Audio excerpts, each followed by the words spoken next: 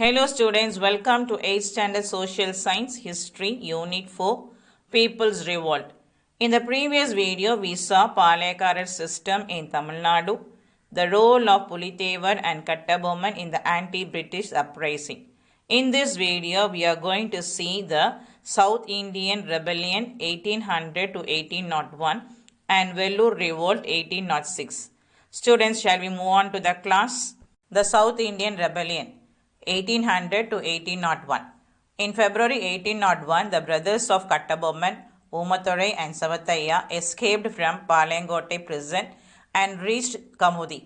Sinnamarudhu took them to Siruvayal, his capital. They reconstructed their ancestral fort at Panjalankurichi. The British troops under Colin Macaulay retook the fort in April and the Palekar brothers sought shelter in Sivaganga. The English demanded Marudhu Pandyas to hand over the fugitives. The latter refused. Colonel Agnew and Colonel Innis marched against them. The South Indian Rebellion 1800 to 1801 அப்படின்னா தென்னிந்திய கிளர்ச்சி 1800 to 1801. பிப்ரவரி 1801 கட்டபொம்மனின் சகோதரர்களான ஊமைத்துரையும் செவத்தையாவும் பாளையங்கோட்டையை சிறையிலிருந்து தப்பித்து கமுதியை வந்தடைந்தனர். அங்கிருந்து தனது தலைநகர் சிறுவயலுக்கு அவர்களை சின்னமருது அழைத்துச் சென்றார். கட்டபொம்மனின் சகோதரர்கள் மீண்டும் பாஞ்சாலங்குறிச்சி கோட்டையை புனரமைத்தனர். ஏப்ரலில் காலின் மெக்கலே தலைமையில் ஆங்கில படைகள் மீண்டும் கோட்டையை தன்வசப்படுத்தியது. அத்துடன் பாளையக்காரர் சகோதரர்கள் சிவகங்கையில் தான் தஞ்சமடைந்திருக்க வேண்டும் என்று கருதியது. எனவே ஆங்கிலேயர்கள் மருது சகோதரர்களிடம் தப்பித்தவர்களை தங்களிடம் ஒப்படைக்கும்படி கோரிக்கை விடுத்தனர். ஆனால் இக்கோரிக்கை மருது சகோதரர்களால் ஏற்றுக்கொள்ளப்படவில்லை. ஆகையால் கர்னல் அக்னியூ மற்றும் கர்னல் இன்ஸ் ஆகியோர் மருது சகோதரர்களுக்கெதிராக படை நடத்தி சென்றனர். The Palekarar War assumed a much broader character than its predecessor. It was directed by a confederacy consisting of Marudhu Pandyar of Sivaganga, Gopala Nayak of Dindikkal, Kerala Varma of Malabar, and Krishnappa Nayak and Tondaji of Mysore. The English declared war against the confederacy. இப்பாளையக்காரர் போர் அதற்கு முன் நடந்த போர்களை விடவும் மிகவும் பெரிய அளவில் நடைபெற்றது. சிவகங்கையின் மருது சகோதரர்கள், திண்டுக்கல்லின் கோபால நாயக்கர், மலபாரின் கேரளவர்மன், மைசூரின் கிருஷ்ணப்ப நாயக்கர் மற்றும் தூண்டாஜி உள்ளிட்டோர் அடங்கிய கூட்டமைப்பால் போர் தொடங்கப்பட்டது. இக்கூட்டமைப்பிற்கு எதிராக ஆங்கிலேயர் போரை அறிவித்தனர். The Tiruchirappalli Proclamation 1801. The Marudhu Pandyas issued a proclamation of independence called Tiruchirappalli Proclamation in June 1801. The proclamation of 1801 was the first call to the Indians to unite against the British. A copy of the proclamation was pasted on the walls of Nawab's palace in the fort of Tiruchi, and another copy was placed on the walls of the Vaishnava temple at Srirangam. Thus, Marudhu brothers spread the spirit of opposition against the English everywhere. As a result of many Palekaras of Tamil Nadu went on a rally to fight against the English. Chinnamarudhu collected nearly 20,000 men to challenge the English army. British reinforcements were rushed from Bengal, Ceylon and Malaya. The Rajas of Pudukkottai, Ettayapuram and Tanjavur stood by the British. Divide and rule policy followed by the English split the forces of the Palekarars. The Tiruchirappalli Proclamation 1801 அப்படின்னா திருச்சிராப்பள்ளி பிரகடனம் 1801 அப்படின்னு அர்த்தம். June 1801 Marudhu சகோதரர்கள் திருச்சிராப்பள்ளி பிரகடனம் என்று அழைக்கப்பட்ட சுதந்திர பிரகடனம் ஒன்றை வெளியிட்டனர். 1801 பிரகடனமே ஆங்கிலேயருக்கு எதிராக இந்தியர்களை ஒன்று சேர்க்கும் முதல் அழைப்பாக இருந்தது. இந்த அறிவிப்பின் ஒரு நகல் ஆற்காடு நவாப்பின் அரண்மனையான திருச்சி கோட்டை சுவரிலும் மற்றொரு நகல் ஸ்ரீரங்கம் வைணவ கோவில் சுவரிலும் ஒட்டப்பட்டது. ஆனால் ஆங்கிலேய படைகளுக்கு மேலும் வலுவூட்ட வங்காளம், இலங்கை, மலாயா போன்ற இடங்களிலிருந்து படைகள் வரவழைக்கப்பட்டன. புதுக்கோட்டை, எட்டயபுரம் மற்றும் தஞ்சாவூர் மன்னர்களும் ஆங்கிலேயர்களுக்கு ஆதரவளித்தனர். ஆங்கிலேயர்களின் பிரித்தாளும் கொள்கை பாளையக்காரர்களின் படைகளில் பிளவை ஏற்படுத்தியது. இவ்வாறு மருது சகோதரர்கள் ஆங்கிலேயருக்கு எதிரான எதிர்ப்புணர்ச்சியை நாடெங்கும் பரப்பினர். இதன் விளைவாக தமிழ்நாட்டின் பல பாளையக்காரர்கள் ஆங்கிலேயரை எதிர்த்து போரிட ஓர் அணியாக சேர்ந்தனர். சின்னமருது ஆங்கில படைக்கு சவாலாக கிட்டத்தட்ட 20,000 வீரர்களை திரட்டினார். English annexed Sivagangai. In May 1801, English attacked the rebels in Tanjavur and Tiruchi areas. The rebels went to Piranmalai and Kalyarkoil. They were again defeated by the forces of the English. In the end, the superior military strength and the able commanders of the British army won the battle. The rebellion failed and the English annexed Sivagangai in 1801. The Marudha brothers were executed in the fort of Tirupattur in Ramanathapuram district on 24th October 1801. Umathurai and Savathaiya was captured and beheaded at Panjalanguruchi on 16th November 1801. 73 rebels were sentenced to Penang in Malaya, then called the Prince of Wales Island.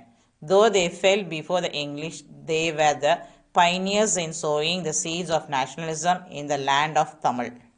English annexed Sivaganga அப்படின்னா ஆங்கிலேயர் சிவகங்கையை இணைத்தல். மே 1801 தஞ்சாவூர் மற்றும் திருச்சி பகுதிகளில் கிளர்ச்சியாளர்களை ஆங்கிலேயர் தாக்கினர். எனவே கிளர்ச்சியாளர்கள் பிரான்மலை மற்றும் காளையார்கோவில் பகுதிகளுக்கு சென்றனர். அவர்கள் மீண்டும் ஆங்கிலேய படைகளால் தோற்கடிக்கப்பட்டனர். இறுதியில் சிறந்த இராணுவ வலிமை மற்றும் சிறந்த இராணுவ தளபதியால் ஆங்கிலேயர் வெற்றி பெற்றனர். கிளர்ச்சி தோல்வியுற்றதால் 1801 சிவகங்கையை ஆங்கிலேயர் இணைத்து கொண்டனர். 1801 அக்டோபர் 24 மருது சகோதரர்கள் ராமநாதபுரம் மாவட்டத்தில் உள்ள திருப்பத்தூர் கோட்டையில் தூக்கிலிடப்பட்டனர். 1801 நவம்பர் 16 ஊமத்துரை மற்றும் செவத்தையா கைது செய்யப்பட்டு பாஞ்சாலங்குறிச்சியில் தூக்கிலிடப்பட்டனர்.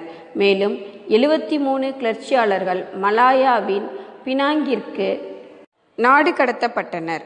கிளர்ச்சியாளர்கள் ஆங்கிலேயரிடம் தோல்வியுற்றாலும் தமிழ் மண்ணில் தேசியம் என்ற விதையை விதைத்த முன்னோடிகளாவர். Thus, the South Indian Rebellion is a landmark in the history of Tamil Nadu. Although the 1800 and 1801 rebellion was to be categorized in the British records as the Second Palayakarar War, under the terms of Karnataka Treaty on 31st July 1801, the British assumed direct control over Tamil Nadu. The Palayakara system was abolished. 1800-1801 கிளர்ச்சி ஆங்கில ஆவணங்களில் இரண்டாவது பாளையக்காரர் போர் என்று கூறப்பட்டாலும் இத்தென்னிந்திய புரட்சி தமிழக வரலாற்றில் ஓர் அடையாளமாகவே இருக்கிறது. 1801 ஜூலை 31 செய்து கொள்ளப்பட்ட கர்நாடக உடன்படிக்கைப்படி தமிழ்நாட்டின் மீது ஆங்கிலேயர் நேரடி கட்டுப்பாட்டை பெற்றனர். இதனால் பாளையக்காரர் முறை நீக்கப்பட்டது. Dheeran Sinnamalai. Dheeran Sinnamalai was born at Melapalayam in Chennimalai near Erode. His original name was Teethagiri. He was a Palayakarar of Kongu country who fought the British East India Company. The Kongu country, comprising Salem, Coimbatore, Karur and Dindigul, formed a part of the Naik kingdom of Madurai, but had been annexed by the Udayas of Mysore. After the fall of the Udayas, these territories, along with Mysore, were controlled by the Mysore Sultans. After the third and fourth Mysore Wars, the entire Kongu region passed into the hands of the English. Dheeran Chinnamalai. Dheeran Chinnamalai Erode மாவட்டம் சென்னிமலை அருகேயுள்ள மேலப்பாளையத்தில் பிறந்தார். அவரது இயற்பெயர் தீர்த்தகிரி. அவர் ஆங்கில கிழக்கிந்திய கம்பெனியை எதிர்த்த கொங்கு நாட்டு பாளையக்காரர் ஆவார். கொங்கு நாடு என்பது சேலம், கோயம்புத்தூர், கரூர் மற்றும் திண்டுக்கல் பகுதிகளை உள்ளடக்கிய மதுரை நாயக்க அரசின் ஒரு பகுதியாக உருவாக்கப்பட்டிருந்தது. ஆனால் இப்பகுதி மைசூர் உடையார்களால் இணைக்கப்பட்டது. மைசூர் உடையார்கள் வீழ்ந்த பிறகு இந்த பகுதிகள் மைசூர் சுல்தான்களால் கட்டுப்படுத்தப்பட்டது. 3 மற்றும் 4ஆம் மைசூர் போர்களுக்கு பிறகு கொங்கு நாடு முழுவதும் ஆங்கிலேயரின் வசமானது. Dheeran Sinnamalai was trained by French military in modern warfare. He was along the side Tipu Sultan to fight against the British East India Company and got victories against the British. After Tipu Sultan's death, Chinnamalai settled down at Odanillai and constructed a fort. There, to continue his struggle against the British, he sought the help of Marathas and Marudhu Pandya to attack the British at Coimbatore in 1800. British forces managed to stop the armies of the Allies, and hence Sinnamalai was forced to attack Coimbatore on his own. His army was defeated and he escaped from the British forces. Sinnamalai engaged in guerrilla warfare and defeated the British in battles at Kaveri, Odanilai and Arachalur. During the final battle, Sinnamalai was betrayed by his cook Nallappan and was hanged in Shankagiri fort in 1805. Dheeran Chinnamalai ஆங்கிலேய இராணுவத்தின் நவீன போர்முறை பயிற்சி பெற்றிருந்தார். இவர் திப்பு சுல்தான் பக்கம் இருந்து ஆங்கிலேயருக்கு எதிராக போராடி வெற்றி பெற்றார். திப்பு சுல்தான் இறந்த பிறகு இவர் ஓடா நிலையில் தங்கி ஆங்கிலேயரை தொடர்ந்து எதிர்த்து போராட அங்கு ஒரு கோட்டையை கட்டினார். 1800 கோயம்புத்தூரில் ஆங்கிலேயரை தாக்க அவர் மராத்தியர் மற்றும் மருது சகோதரர்களின் உதவியை பெற முயன்றார். ஆனால் ஆங்கிலேய படைகள் அக்கூட்டுப்படையை தடுத்து நிறுத்தியதால் தீரன் சின்னமலை மட்டும் கோயம்புத்தூரை தாக்கும் நிலை உள்ளானார். இதனால் அவரது படை தோற்கடிக்கப்பட்டது. அவர் ஆங்கில படைகளிடமிருந்து தப்பித்து சின்னமலை காவேரி, ஓடாநிலை மற்றும் அரச்சலூர் போன்ற இடங்களில் நடைபெற்ற போர்களில் கொரில்லா போர் முறையில் ஆங்கிலேய படைகளை தோற்கடித்தார். இறுதியில் போரின் போது சின்னமலை தனது சமையற்காரர் நல்லப்பன் என்பவரால் காட்டிக் கொடுக்கப்பட்டதால் 1805 சங்ககிரி கோட்டையில் தூக்கிலிடப்பட்டார். Vellore Revolt 1806. The family members of Tipu were imprisoned at Vellore Fort after the 4th Mysore War. Some 3,000 ex-servants and soldiers of Hyder and Tipu had also been moved to vicinity of Vellore and their property in Mysore confiscated. It was quite natural that they were all unhappy and they hated the English. The Vellore fort consisted of large majority of Indian troops, a good part of it recently being raised in Tirunelveli after the Palakkara uprising of 1800.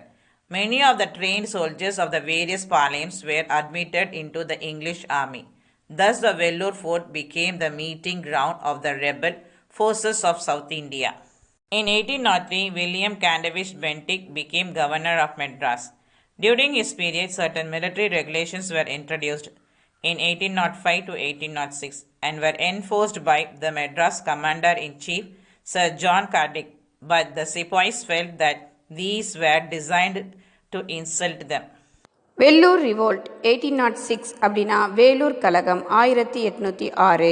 4ஆம் மைசூர் போருக்கு பிறகு திப்புவின் குடும்பத்தினர் வேலூர் கோட்டையில் சிறை வைக்கப்பட்டனர். மைசூரின் ஹைதர் அலி, திப்பு சுல்தான் ஆகியோரின் பணியாளர்கள் மற்றும் வீரர்கள் 3000 பேரின் சொத்துக்கள் பறிமுதல் செய்யப்பட்டதால் அவர்கள் வேலூருக்கு அருகில் இடம்பெயர்ந்தனர். இதனால் அனைவரும் துயரமடைந்து ஆங்கிலேயரை வெறுக்கவும் செய்தனர். வேலூர் கோட்டையானது பெரும்பாலான இந்திய வீரர்களை கொண்டிருந்தது.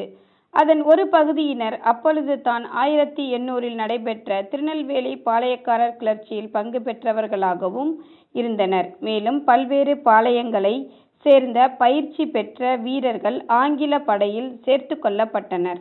எனவே வேலூர் கோட்டை தென்னிந்திய கிளர்ச்சியாளர்களின் சந்திப்பு மையமாக திகழ்ந்தது. 1803 வில்லியம் கவென்டிஷ் பெண்டிங் என்பவர் சென்னை மாகாண கவர்னரானார். அவரது காலத்தில் சில கட்டுப்பாடுகள் இராணுவத்தில் அறிமுகப்படுத்தப்பட்டது. அதனை பின்பற்ற வேண்டுமென இராணுவ வீரர்கள் சென்னை மாகாண படைத்தளபதி சர் ஜான் கிரடாக் என்பவரால் கட்டாயப்படுத்தப்பட்டனர். சிப்பாய்கள் அதனை தங்களை அவமானப்படுத்த ஆங்கிலேயரால் வடிவமைக்கப்பட்டது என கருதினர். Causes for the revolt. The strict discipline, new weapons, new methods and uniforms were all new to the sepoys. The sepoys were asked to shave the beard and to trim the moustache. The wearing of religious mark on the forehead and the use of earrings were also banned. The English treated the Indian sepoys as their inferior. There was the racial prejudice. Causes for the revolt அப்படின்னா கலகத்திற்கான காரணங்கள். கடுமையான கட்டுப்பாடுகள், புதிய ஆயுதங்கள், புதிய முறைகள் மற்றும் சீருடைகள் என அனைத்தும் சிப்பாய்களுக்கு புதிதாக இருந்தன. தாடி மற்றும் மீசையை மழித்து நேர்த்தியாக வைத்து கொள்ள சிப்பாய்கள் கேட்டுக்கொள்ளப்பட்டனர். சமய அடையாளத்தை நெற்றியில் அணிதல், காதுகளில் வளையம் அணிதல் ஆகியன தடை செய்யப்பட்டன. ஆங்கிலேயர்கள் இந்திய சிப்பாய்களை தாழ்வாக நடத்தியதோடு மட்டுமல்லாமல் சிப்பாய்களிடையே இன பாரபட்சமும் காட்டினர். Immediate cause. In June 1806, military general Agnew introduced a new turban resembling a European hat with a badge of cross on it. It was popularly known as Agnew turban. Both the Hindu and Muslim soldiers opposed to it, so the soldiers were severely punished by the English. Immediate cause அப்படின்னா உடனடி காரணம். June 1806 இராணுவ தளபதி Agnew ஐரோப்பிய தொப்பியை ஒத்திருந்த சிலுவை சின்னத்துடன் கூடிய ஒரு புதிய தலைப்பாகையை அறிமுகப்படுத்தினார். அது பிரபலமாக அக்னியூ தலைப்பாகை என அழைக்கப்பட்டது. இந்து மற்றும் முஸ்லிம் வீரர்கள் ஒன்றாக இதனை எதிர்த்தனர். இதனால் வீரர்கள் ஆங்கிலேயர்களால் கடுமையாக தண்டிக்கப்பட்டனர். Cause of the revolt. The Indian soldiers were waiting for an opportunity to attack the English officers. Tipu's family also took part. Fit Hyder, the elder son of Tipu, tried to form an alliance against the English. On July 10th, in the early morning, the native sepoys of the 1st and 23rd regiments started the revolt. Colonel Fancourt, who commanded the garrison, was their first victim. The fort gates were closed. Meantime, the rebels proclaimed Fit Hyder as their new ruler. The British flag in the fort was brought down. The tiger-striped flag of Tipu Sultan was hoisted on the fort of Vellore. Course of the revolt அப்படின்னா கலகத்தின் போக்கு. இந்திய வீரர்கள் ஆங்கில அலுவலர்களை தாக்குவதற்கு ஒரு வாய்ப்பினை எதிர்பார்த்து காத்திருந்தனர். திப்பு குடும்பத்தினரும் இதில் பங்கெடுத்து கொண்டனர். திப்புவின் மூத்த மகன் பதே ஹைதர் ஆங்கிலேயருக்கு எதிரான ஒரு கூட்டமைப்பை ஏற்படுத்த முயன்றார். இதற்கிடையில் ஜூலை 10ஆம் நாள் விடியற்காலை 1வது மற்றும் 23வது படைப்பிரிவுகளைச் சார்ந்த இந்திய சிப்பாய்கள் கலகத்தை தொடங்கினர். படையை வழிநடத்திய கர்னல் பான் கோட் கிளர்ச்சியாளர்கள் தாக்குதலுக்கு முதல் பலியானார். கோட்டையின் நுழைவாயில்கள் மூடப்பட்டன. அப்பொழுது கிளர்ச்சியாளர்கள் பதே ஹைதரை தங்களின் புதிய ஆட்சியாளராக அறிவித்தனர். வேலூர் கோட்டையில் ஆங்கில கொடி இறக்கப்பட்டு புலி உருவம் பொறித்த திப்புவின் கொடி ஏற்றப்பட்டது. Suppression of the revolt. Major Coots, who was outside the fort, rushed to Ranipet and informed Colonel Gillespie. Colonel Gillespie reached Vellore Fort. He made an attack on the rebel force. The revolt was completely suppressed and failed. Peace was restored in Vellore. On the whole, 113 Europeans and about 350 sepoys were killed in the uprising. The revolt was suppressed within a short period. It was one of the significant events in the history of Tamil Nadu. Suppression of the revolt அப்படின்னா கலகம் அடக்கப்படுதல். கோட்டையின் வெளியே இருந்த major goods ராணிப்பேட்டைக்கு விரைந்து kernel கில்லஸ்பிக்கு தகவல் கொடுத்தார். Kernel Gillespie உடனடியாக வேலூர் கோட்டையை அடைந்தார். அவர் கிளர்ச்சி படைகளின் மீது தாக்குதல் நடத்தி கலகத்தை முழுமையாக அடக்கினார். வேலூரில் அமைதி ஏற்படுத்தப்பட்டது. கலகத்தில் மொத்தம் 113 ஐரோப்பியர்கள் மற்றும் சுமார் 350 சிப்பாய்கள் கொல்லப்பட்டனர். குறுகிய காலத்திற்குள் கலகம் அடக்கப்பட்டது. எனினும் தமிழக வரலாற்றின் குறிப்பிடத்தக்க நிகழ்வுகளுள் இதுவும் ஒன்றாக திகழ்ந்தது. Effects of the Vellore revolt. The new methods and uniform regulations were withdrawn. The family of Tipu, as a precautionary measure, was sent to Calcutta. William Candevich Bentinck was removed from his service. Effects of the Vellore revolt அப்படின்னா வேலூர் கலகத்தின் விளைவுகள். புதிய முறைகள் மற்றும் சீருடை ஒழுங்கு முறைகள் விலக்கிக் கொள்ளப்பட்டன. முன்னெச்சரிக்கை நடவடிக்கையாக திப்புவின் குடும்பத்தினர் வேலூரிலிருந்து கல்கத்தாவிற்கு அனுப்பப்பட்டனர். வில்லியம் கவன்டிஸ் பெண்டிங் பணி நீக்கம் செய்யப்பட்டார். Causes for the failure of the revolt. There was no proper leadership to guide the soldiers properly. The rebellion was also not well organized. Divide and rule policy of the English split the unity of the Indians. V.D. Savarkar calls the Vellore revolt of 1806 as the prelude to the first war of Indian independence in 1857. Causes for the failure of the revolt அப்படின்னா கலகத்தின் தோல்விக்கான காரணங்கள். இந்திய படை வீரர்களை வழிநடத்த சரியான தலைமை இல்லை. கலகம் மிகச் சரியாக வடிவமைக்கப்படவில்லை. ஆங்கிலேயர்களின் பிரித்தாளும் கொள்கை இந்தியர்களின் ஒற்றுமையில் பிளவை ஏற்படுத்தியது. 1806இல் நடந்த வேலூர் கலகத்தை 1857இல் நடைபெற்ற முதல் இந்திய சுதந்திரப் போரின் முன்னோடி என வி.டி. சவார்கர் என்ற வரலாற்றாசிரியர் குறிப்பிடுகிறார். Okay students, in this video we saw the South Indian Rebellion 1800 to 1801 and Vellore Revolt 1806. In the next video we will see the revolt of 1857. Thank you students for watching this video. Thank you.